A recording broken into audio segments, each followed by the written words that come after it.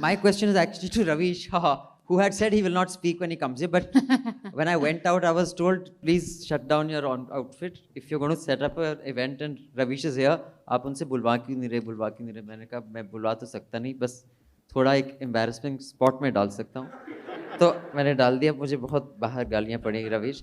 तो legacy media से आपने क्या सीखा है और आपने क्या सिखाया है और आप कब या तो अपना लेगेसी आउटफिट शुरू करेंगे, क्योंकि रवीश अब serious question is become a brand by itself, या फिर आप कोई अल्टरनेटिव मीडिया करेंगे या फिर इंस्पायर करते रहेंगे लोगों को? नहीं, ऐसी बात नहीं है. Thank you. नहीं, अच्छा है, मैं आप सभी की बातें सुन रहा था.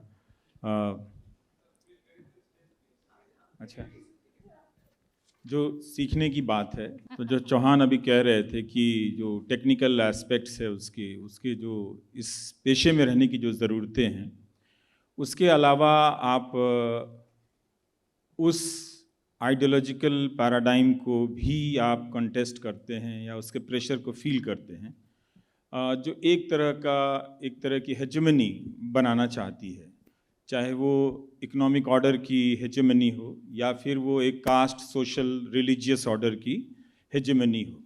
बहुत टाइम लग जाता है इसको समझने में न्यूज़ रूम में काम करते हुए, और बहुत टाइम लग जाता है कि इस मीडिया के पीछे जो बड़े बड़े खिलाड़ी हैं उनको समझने में कि ये जो खेल हो रहा है वो दरअसल सिर्फ इंफॉर्मेशन के डिसेमिनेशन का खेल नहीं है.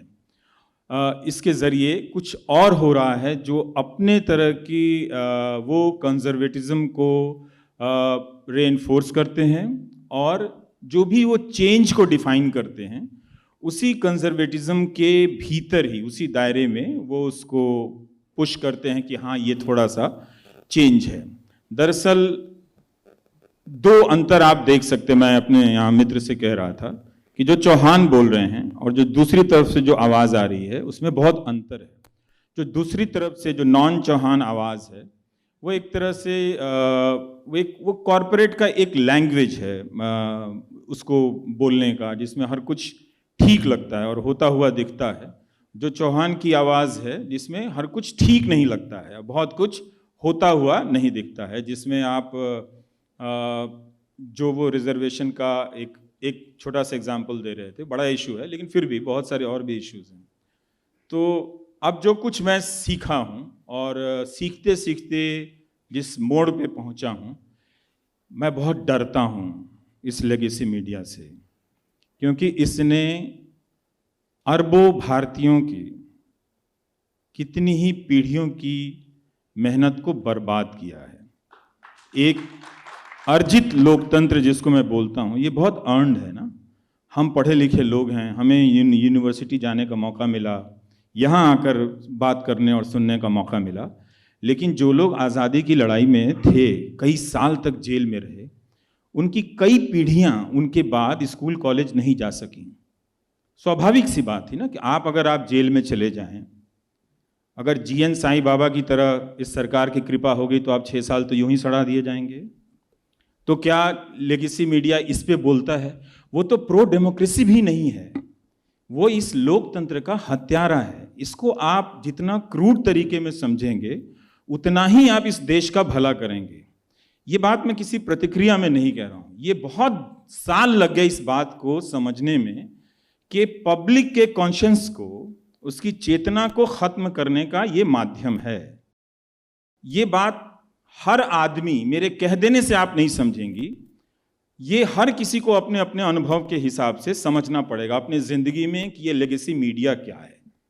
ये अब फुल फॉर्म में आ गया है क्योंकि इसका कंट्रोल बहुत ज़्यादा है, और इससे कोई फर्क नहीं पड़ता कि मॉर्निंग कॉन्टेक्स्ट है या फिर शुद्रा चैनल है या अंबेडकर चैनल है, क्योंकि इसके पास इतना पैसा है. अभी भी ये एक इकलौता प्रोफेशन है इस दुनिया का. एक सर्जन को भी आप सर्जन की फीस देते हैं इसलिए कि वो बेस्ट सर्जन होता है, लेकिन आप गोदी मीडिया को ऐड क्यों देते हैं? तो जर्नलिज्म नहीं करने के लिए जर्नलिज्म के नाम पे हजारों करोड़ ऐड दिए जा रहे हैं. तो वैसे लोग तो आवारा होंगे ना, उनको क्या फर्क पड़ता है कि कोई यूट्यूब में क्या बना रहा है, या कोई स्टोरी क्या कर रहा है। तो इस लेगेसी मीडिया को अब आप यूं समझिए कि उसने अपना जो एक्सपीरियंस हासिल किया, मेरा एक्सपीरियंस अभिनंदन क्या था वो उतना मैटर नहीं करता, लेकिन इस 70-75 साल में जो इस लेगेसी मीडिया ने जो एक्सपीरियंस जनता के बीच में रहकर, स्टेट और कॉरपोरेट के बीच में रहकर हासिल किया है, वो ये हासिल किया है कि अगर वो चाह ले, उसे ऐसा लगता है तो इस देश की डेमोक्रेसी का मर्डर वो सबके सामने सबको बिठा के कर सकता है। Thank you. बाकी का जवाब भविष्य में है।